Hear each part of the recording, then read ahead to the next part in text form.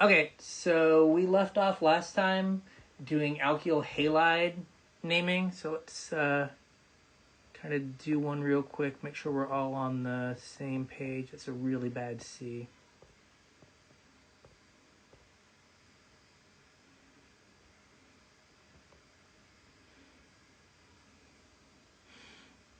So what would the name of that be? Anyone?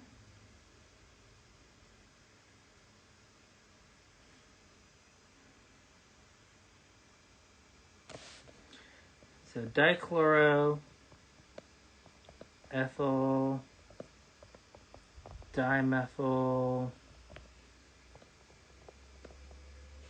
heptane. Yep. So our longest chain is right here. Right, do I want to number blue or do I want to number orange?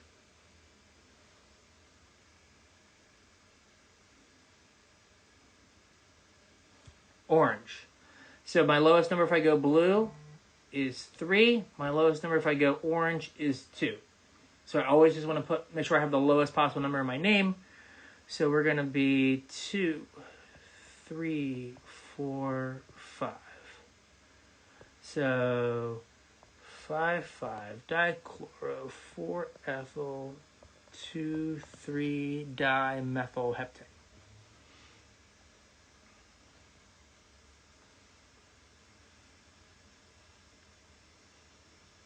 So far so good.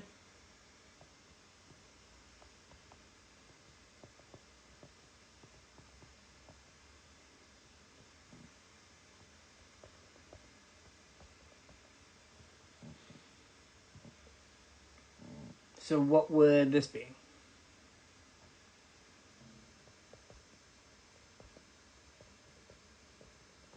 Yep, dibromo.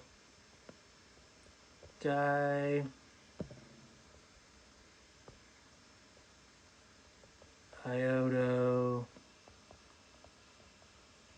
methyl, cyclohexane.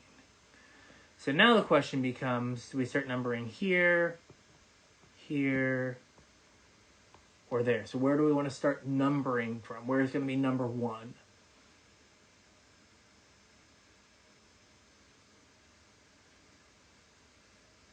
So if we go with the methyl, our first number is 1, and then our next number is going to be 2, 2. All right? What happens if we start numbering at the bromine? What's our first number? 1, and then our second number is 1. And then our third number is 2. So I think we start numbering at the bromine because we get 1, 1, 2 as opposed to 1, 2, 2. That make sense? So the question here was, why didn't we start with iodo, since that makes the largest number in the name 4, as opposed to starting with bromo, which makes the largest number in the name 5? So all you're trying to do is put the lowest possible number in your name. So you go, my first number is 1, my second number is 1, my third number is 2. So when you compare that to starting at the methyl group, your first number is 1, then your next substituent is 2. So it's better to have that second 1 in your name than it is to have 2 be your second substituent. Even though if you start at the methyl group, the iodides end up with a lower number than they do starting at the bromine, what's more important is that you get the lowest numbers at the beginning of your name. Because, right, with each substituent, you're trying to break a tie. So you're saying, okay, orange or blue, my first number is 1. That's tied. Let me look at the next substituent. Orange, my next substituent gets the number 2. Blue, my next substituent gets the number 1. So I would prefer to go blue because that second substituent has a lower number going in the blue direction than it does in the orange direction. So you're just trying to break that tie, and you're not looking further down your chain or further around your ring until you're just looking to break that immediate tie. And as soon as you break the tie, you stop caring about everything else, and then you just number in that direction that led to your tie being broken. Does that make sense?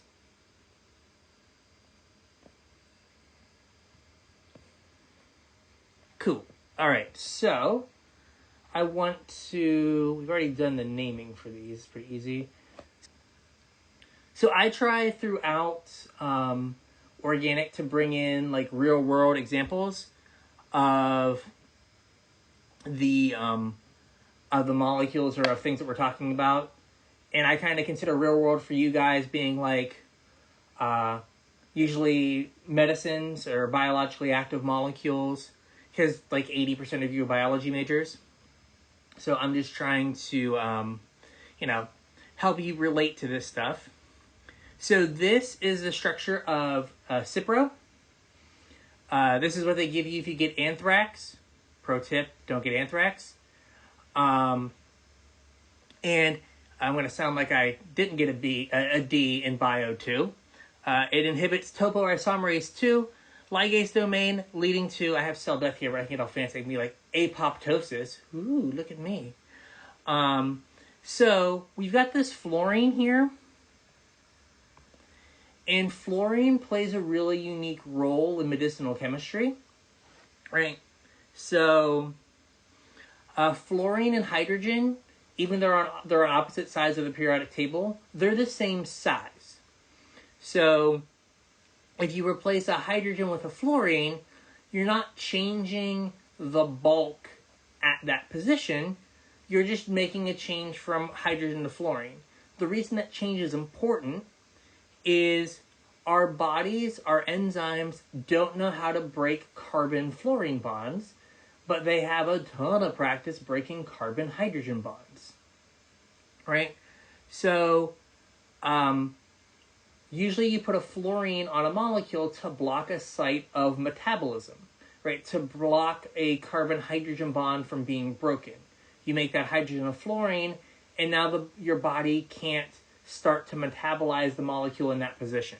So, what the enzymes like to do is they like to oxidize. They like to turn a hydrogen into an oxygen on an aromatic ring opposite an electron-rich group or bond like this nitrogen. So, by making that hydrogen a fluorine, the body can't put an oxygen there to then give it a handle to start metabolizing the molecule to get it out of your system. So that fluorine blocks metabolism and allows this drug to have a higher concentration in the body. So it actually gets to a concentration where it will do its biological function. So fluorines oftentimes are just put on the molecules as a way to stop metabolism. I got asked if adding fluorine is how you get something to be like extended release. I think extended release things are more related to like the formulation. So, right, a lot of times what happens when they like go from like, Tylenol to Tylenol extended release is they haven't changed like acetaminophen. That's still Tylenol, right? But what they've done is they've changed either if there's a salt associated with it, like so if the compound is more stable as a salt, they might change from a chlorine salt or a chloride salt to a sulfate salt, which will change how it doesn't change the molecule, or they'll change the pill structure. So most of when you take a pill isn't the compound a lot of times, it's binding agent and stuff that they actually use to press the pill. So if they change the stuff associated with how the pill is put together, that will change how quickly that breaks down and how quickly the drug is released. So a lot of times extended release isn't going to go from one molecule to another.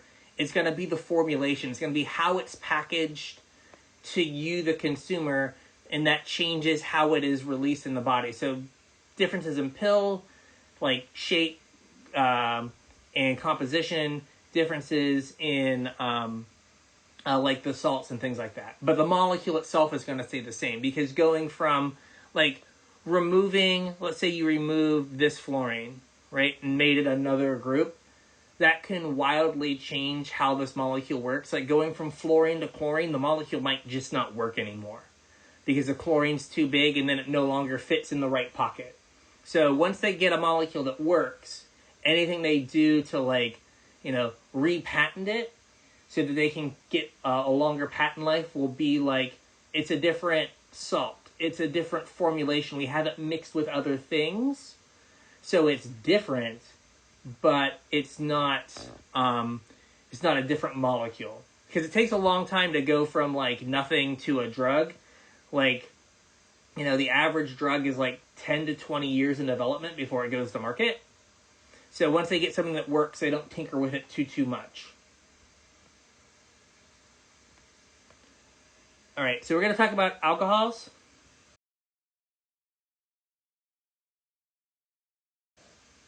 Right, we've already touched on these a little bit. We already did a little nomenclature, so this won't be too bad. Right, so this is you remove an H from a hydrocarbon and add an OH. Right, so you go from like butane to butane-all. Right? We classify alcohols just like we classify hydrogens and halogens as primary, secondary, tertiary. So alcohols are classified. And this is the same, this matters for the same reason it matters for carbons and hydrogens and halides. Is it primary, secondary, and tertiary alcohols have wildly different reactivity. So this is a primary carbon. So this is a primary alcohol.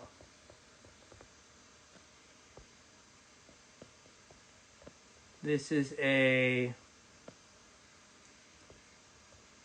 secondary carbon. So this is a secondary alcohol. And if he had more space on this slide, he'd put tertiary, but he doesn't, so this is a tertiary carbon. And this is a tertiary alcohol.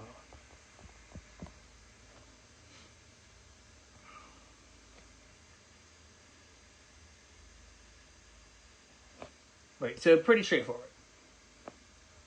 So does everyone remember and, I don't know, vaguely fear formal charges from Gen Chem? Right? No fun. We can do formal charges in organic, and we do them, but oftentimes we can do them without actually doing math. And so you can do formal charges just by looking at the molecules.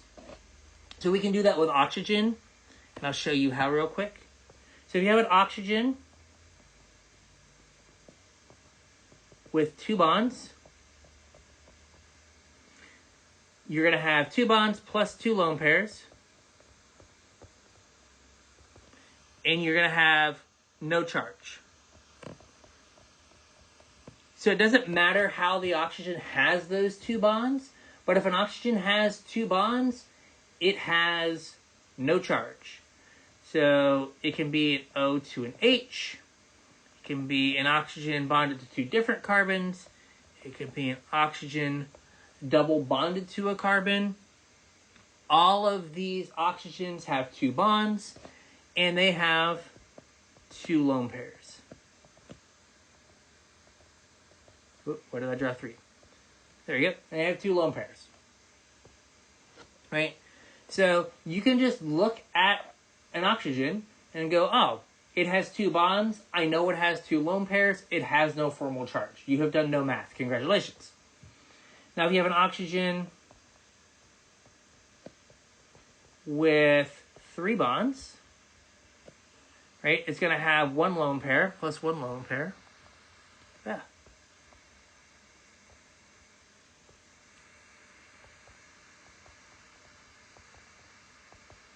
it's going to have a +1 charge. So if you go up 1 bond, if you go +1 bond from 2 to 3, you go +1 formal charge. So that is, you've now got 3 bonds. So you add an extra hydrogen, you get a positive charge, and you have 1 lone pair on your oxygen.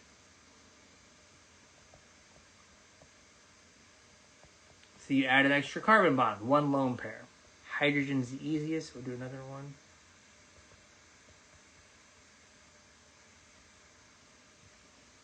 Right? So if you go up a bond, you go up a formal charge.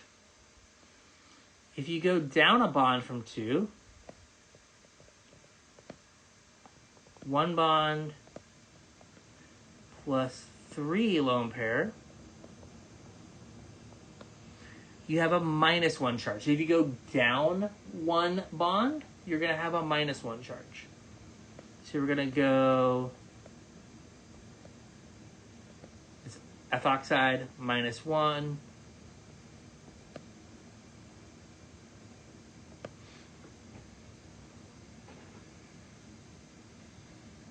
Right, so you don't have to actually remember the formula, which is, what is it? Valence electrons plus the sum of bonds plus non-bonding electron, or valence electrons minus the sum of bonds plus non-bonding electrons, blah, blah, blah, blah, blah, blah, blah. And remember that, you just have to be able to count. Oh, it's got 2 bonds, it's neutral. It's got 3 bonds, it's +1. It's got 1 bond, it's -1. Now, I want to point out that on all of these I drew the lone pairs. Typically, you do not draw lone pairs in skeletal structures. Right? It just ends up being really messy having a bunch of lone pairs flying around. So typically when you draw a skeletal structure, you're just going to draw it like this. And much like the hydrogens, you're just going to understand that you see 2 bonds, there must also be 2 lone pairs. Right? So we don't draw those lone pairs in. When we do draw the lone pairs, it's because we're using them for something. We're using them to illustrate a point. So as we go further into the semester and into the year, right, we're going to start doing mechanisms. We're going to show how electrons move. So we will draw in electrons when we need them for something, right? So when I need to show that these electrons are attacking this hydrogen, I need to show the electrons that are actually doing the attacking. So that's when I will draw the hydrogens in. But you notice I only drew the hydrogens that I'm using. I didn't draw both pair of electrons because I'm only using 1 pair. Right? And another thing is when you see a negative charge, right? Usually you'll draw an O- like this. You won't draw in all the lone pairs. Just realize that a negative charge like this is 1 lone pair. It's 2 electrons. That's what makes a negatively charged atom, is 2 electrons like that.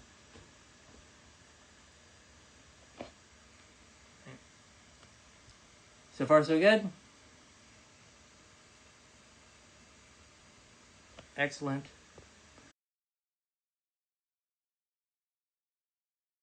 All right, so we're going to do alcohol naming.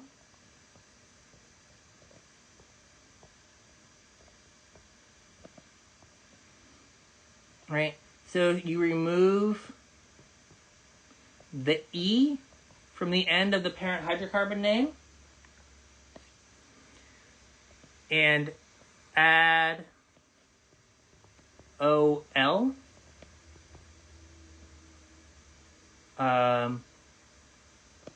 So, right, let's say we've got this, so we just had 4 carbons is butane. Right? But there's an alcohol on the end, so we remove the E, and we put OL to designate that we have an alcohol. And then we number to give the alcohol the lowest possible number, so we got a number this way. So this is going to be 1, or butane 1-ol.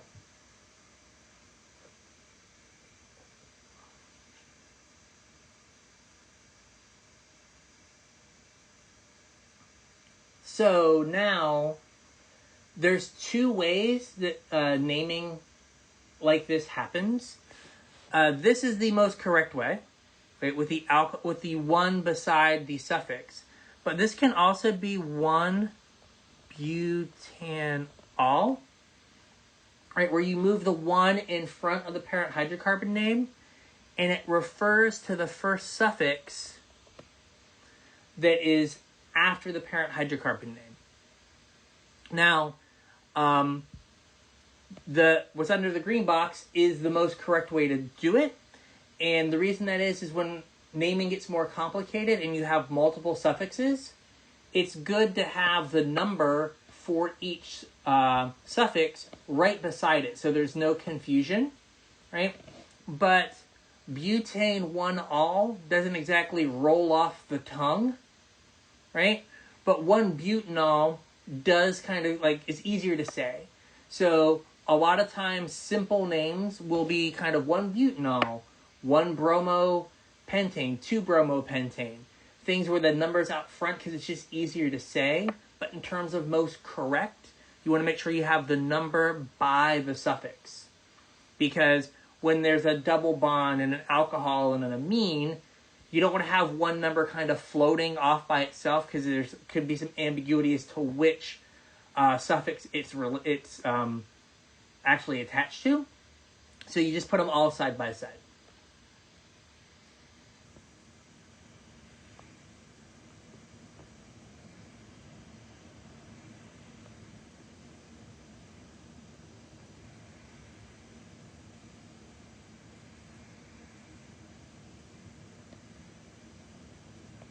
Okay, that feels good. So what's that?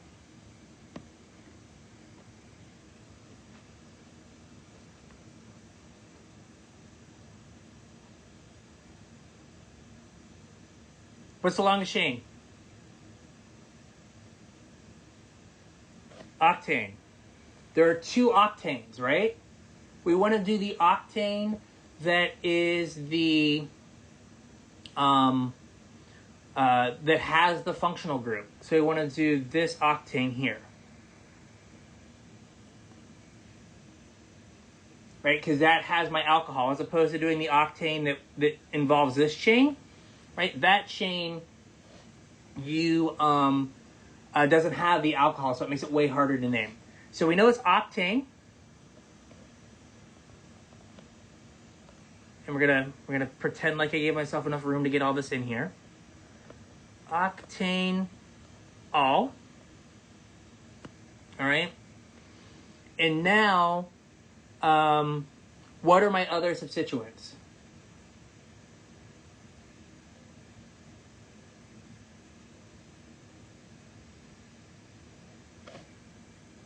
All right, propyl. What? Not in that order. I got you. I mean, we're gonna have some creative placement, so I can't argue about order right now. Propyl, dimethyl, boom. All right. So, let's. Which direction do I want to number? Do I want to number orange or do I want to number blue? Propyl, not propy. Propyl. There we go. Orange. The reason I want to go orange is because that puts the lowest possible number on my functional group that gives me the suffix. So if I go blue, I get 2 for the methyl. That doesn't give me the lowest number for the alcohol. So I want to go 3, 5, 6. All right. So, 3, 5, 6. Ethyl is 4, and propyl is 4. So there you go.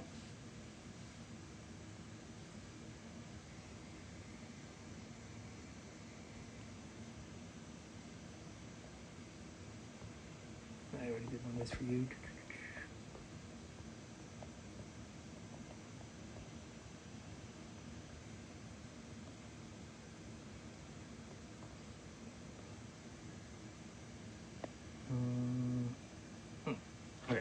There you go. So what would this be? Cyclohexane, but there's an alcohol on it, so it's cyclohexane. Oh, yep. And now I don't have to put a number for my alcohol because I know, since it's my only functional group that gives me a suffix, that the OH is going to be at carbon 1. So I don't have to put a number for it. So now what are my other substituents?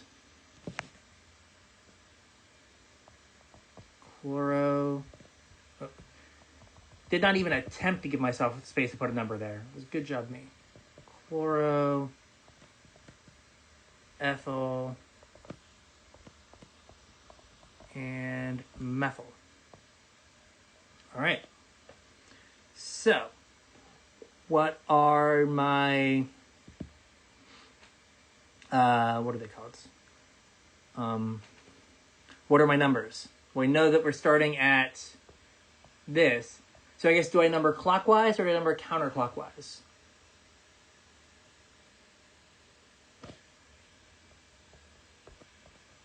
Yep, I'm going to number in the blue direction because that gives me my next number is 2. So it's going to be 2-ethyl. I should pick the right color here. 2-ethyl, 3, 4. 4 and 4.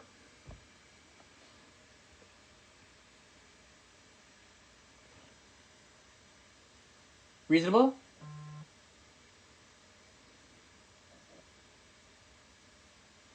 All right. So I was asked why chlorine becomes chloro when it is a substituent on a molecule. because it's a C. Oh, right. Because Cl, right? It's chlorine. You see this? It's chlorine, and when chlorine is a substituent, you remove the INE, and it becomes chloro. So how you know when a halogen is a substituent is it loses the INE at the end of its name and has an O. All right. So again, on my tour of antibiotics. So this is rifamycin. So rifamycin has 4 alcohols in it, right? You can see them right here. Okay. And this is able to bind RNA polymerase and then stops the RNA from being formed. So it stops RNA polymerase from polymerasing stuff, right? So, again, D in bio 2. Take my biology with a grain of salt. So there's a thing I want to show you here that we're going to get into more depth a little bit later on. But when you look at these structures, you might notice, right, this bond here is a dash, right? And this bond here is darker. It's a wedge. So what wedges and dashes are trying to do is they're trying to communicate being three-dimensional using a 2D picture, right? So things that are on a dash are pointed away from you. They're into your computer screen, right? Things that are on a wedge are sticking out at you. They are sticking out of your computer screen, right? So you have not only do you have the actual structure of the molecule, it has like a 3-dimensional shape to it. So these alcohols in the molecule, let's erase my green here, right? This alcohol here and this alcohol here are pointing back, or pointing away from you. So that's important because when this goes to fit onto RNA polymerase, right, if one of those alcohols is up, it might miss a key interaction that it uses to hold itself to the polymerase and just kind of like fall off and not do anything. So not only do you have to have your functional groups in the right place, like along the molecule, you then have to worry about how they're oriented in space. Do they stick out or do they stick back, right? Also, like having this group of like wedges and dashes, so starting here and around, right?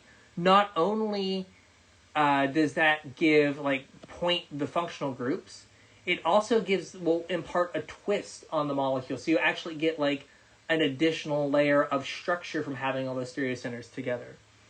So the wedges and dashes are just pointing in and out.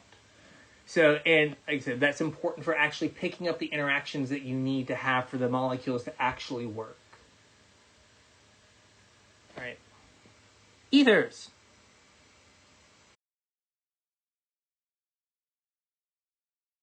So ethers now. What's great is when I go edit the video together for YouTube, anything I say that's dumb gets cut out. I sound so much smarter. It's great. That guy on YouTube is a way better professor than me. The YouTube me is A+. All right. So, right. So an ether, right, contains an oxygen bonded to 2 carbons. Right? So, kind of the generic formula is ROR, right? Where R is any carbon chain. In the really simple ethers, R is sp3 hybrid. So, only single bonds. Right? So, this is like, we'll put it on the next slide. This is kind of your quintessential ether, right? Is a carbon that just has, an oxygen that has a single bond to 2 carbons, and those carbons only have carbons and hydrogens on them. So this is diethyl ether, right? This is your quintessential ether. When someone says ether, this is what they mean. So if you ever watch a movie and they don't have chloroform to put on a rag and they put ether on a rag and, like, take someone out, this is the ether that they use. It also was kind of a big step in anesthesia. So, like, picture it. It's a civil war. You're in the South, so you're fighting for a losing side. You get shot in the leg, and they're like, we got to cut off your leg. They used to be like, here's a bottle of whiskey, here's a wooden spoon, bite on the spoon, drink this whiskey, bite on this spoon, and then we'll cut off your leg, right? And they just cut off your leg, and you just had to, like, grin and bear it. Well, like, at the turn of the century, we found out that if you just huffed enough ether, you passed out, and we could cut off your leg. Do not just randomly huff ether. Bad. Don't huff anything, right? But so we went from, like, whiskey and wooden spoons to little contraptions that you would, like, put ether in, and then you could basically huff and then pass out, and that's how they did anesthesia for surgery for a while. And now we don't do that anymore. Also, ether also has another fun little thing. We're like in full-on story time. It's the best time to be in my class, story time, right? So if you have a bottle of ether and it's old, it hangs out around oxygen. It makes a peroxide. It makes this oxygen-oxygen bond, right? So ether is flammable, which is not great, but its peroxide is, like, super explosive. So when you do distillations, you may hear that you're never supposed to distill to dryness, which means if you have a whole flask full of something, you shouldn't distill until you have no liquid anymore. You should always leave some liquid in the flask you're heating. And the reason for that is this peroxide of ether. So this has a higher boiling point, right, than just ether. So if you try to distill all your ether from one flask to another, you will distill off all of your ether, but you'll be left heating this peroxide in the bottom of the flask, and then it blows up. So I don't know how big of a room you're currently in. Imagine a typical coastal-sized classroom.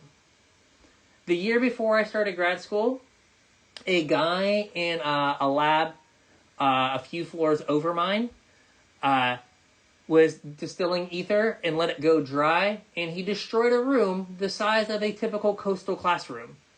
From the story I heard was he walked out, and then the room blew up behind him, and like I think other than unlike a cool action hero, I think he both looked back and pooped his pants all at the same time. So this wasn't just like a cool walk away with flames in the background, right? Also, this peroxide isn't soluble in ether, so if it sits for a long time, it makes crystals, and these crystals are what are called contact explosives, which means if you touch them, you've given them enough energy to explode, and so these crystals will get into the cap, into the threads of a cap of an ether bottle, so you're never supposed to open an old bottle of ether, because you turn the cap, and then that's enough friction and pressure that then the peroxide explodes in your hand. It's a sad time. I once had to get evacuated from my building in grad school because someone found a 4-liter bottle of ether with solid in it. They were just like, you should all leave now. I said, I will. I don't want to die in here today. So, there you go. Fun story time. Back to real serious science. If you have an ether and you start putting other functional groups on the carbons, these are not ethers anymore. Right? So you can't have halogens, oxygens, nitrogens on the carbons that are bonded to the oxygen that would make an ether, because they stop being ethers. They start getting other properties. So ethers always just have to kind of be boring and just have carbons and hydrogens on the carbons that make up that the oxygens are bonded to. Now you can have double bonds, that's fine. Like that's still an ether. But once you start putting other heteroatoms, other non-carbon hydrogen things, you get different functional groups. So there are two types of ethers.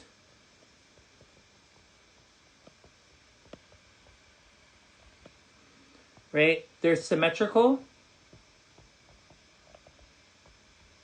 where both carbon groups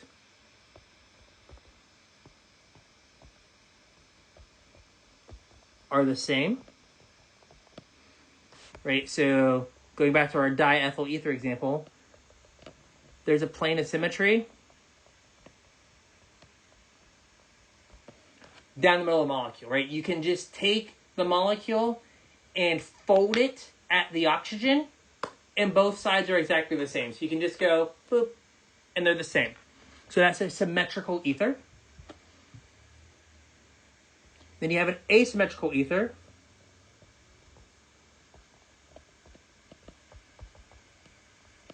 Right? The carbon groups are different.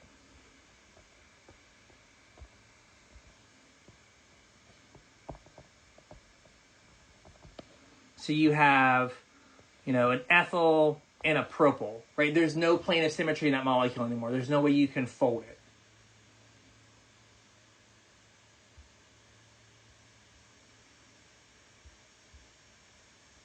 All right. So let's talk about how we name ethers.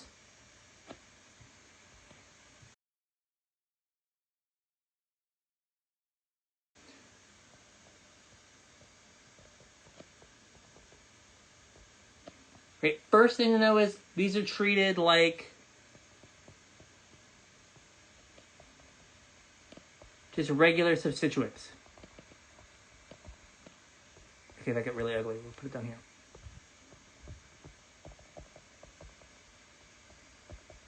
Right? So, what you're doing is you're going to remove the ANE from your hydrocarbon substituent name, or your substituent hydrocarbon name, and add oxy. Right? So methane goes to methoxy. So if you have one carbon, it's methoxy. So let me go through a couple here. So you have R O, and a methyl. This is one carbon, so the meth tells you there's one carbon. The oxy tells you there's an oxygen between the parent hydrocarbon and that one carbon substituent.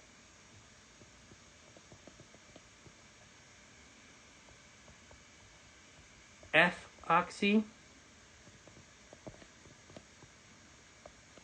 That got really ugly.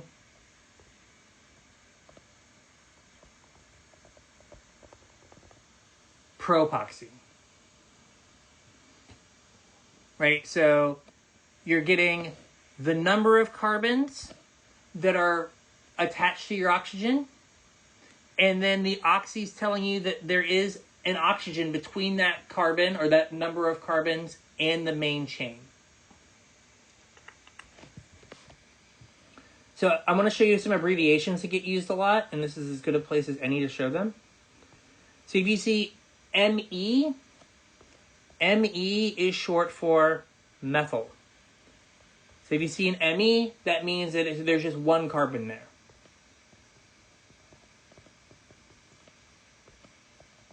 ET is ethyl.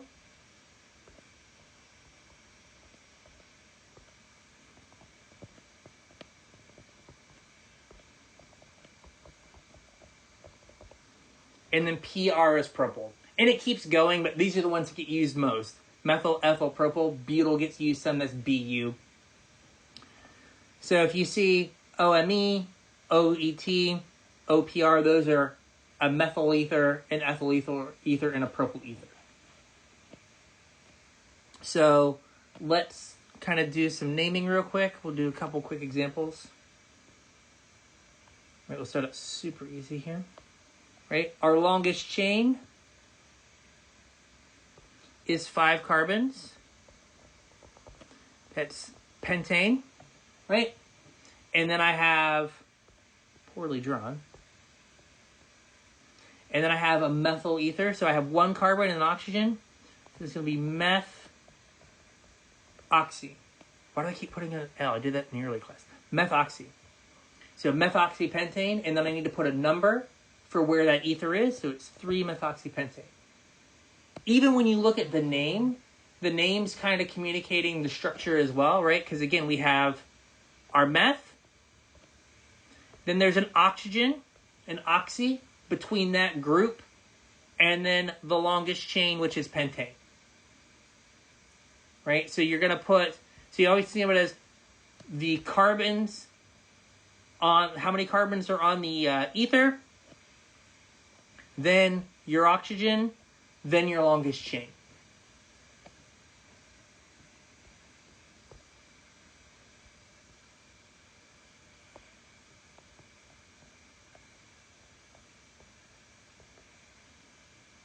I'll make this easier. All right. So what's our longest chain?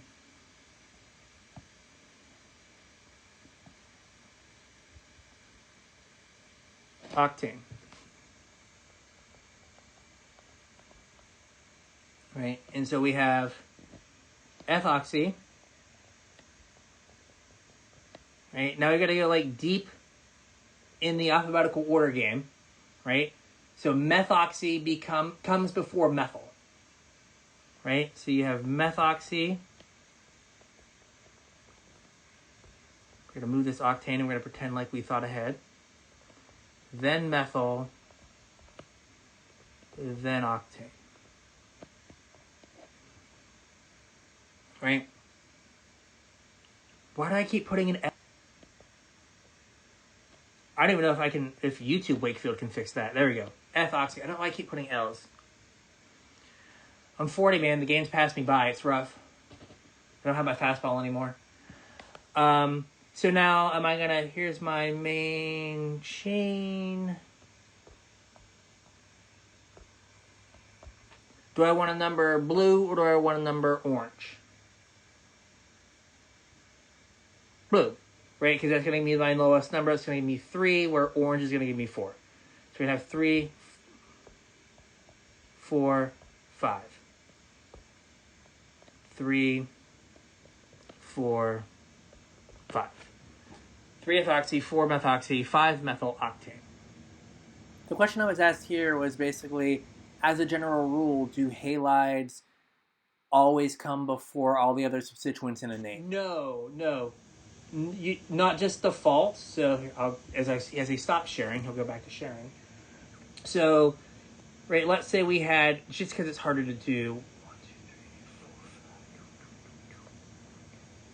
3, 4, 5. I guess higher would have worked. So let's say we have this, right? Where longest chain is 1, 2, 3, 4, 5, 6, 7, 8. It's octane again, I think. Yes, octane, right? But this substituent, I think it is 1, 2, 3, 4, 5, 6, 7, 8, 9. 9. Counting's hard. Nonane. Right? I'm from West Virginia. Come on now. So butyl comes before chloro, right? So it's going to be butyl chloro 3. Yeah. It's just that, like, I end up doing chloro and bromo a reasonable amount, and they come before the substituents that I use most frequently, which are ethyl, methyl, and propyl. Right? Because it's way easier for me when I'm just drawing stuff. Like, I won't screw up the numbering if I use methyl and ethyl. But if I start throwing, like, propyl, butyl, pentyl, it comes a lot harder to have a longest chain that also, like, that's not part of the longest chain. And then I use chloro and bromo a lot. So, like, it just ends up that those are, those come before the things. But if you had, like, let's see if we can do this, right? There we go. This, right, this would be ethyl, iodo, hexane.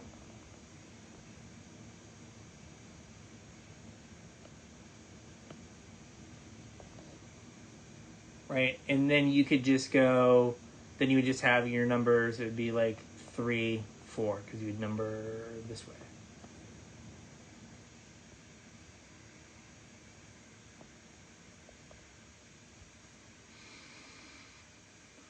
Exactly. Yeah, because it's tied in either way. It's 3, 4, 3, 4, and then the alphabetical order is what breaks the tie. So those are substituents. So the functional groups, so halides and ethers are functional groups. They're places where reactions can happen. But for naming, what they're treated like substituents. So anything on the left hand that you list on the left hand side of your name is a substituent. Anything you list on the right hand side where it gives a suffix, that's a functional group. So right now the only suffix you have is OL for alcohol. Right? So that's the only thing that goes in the functional group spot of the name. You're going to get amine for amines here in a second, next week. But that is all that you have for functional groups. Is going to be alcohol and amine. Everything else is going to be in the substituent spot. So that's going to be halides, ethers, and then your methyls, ethyls, propyls, all your carbon things that come off are all going to be substituents.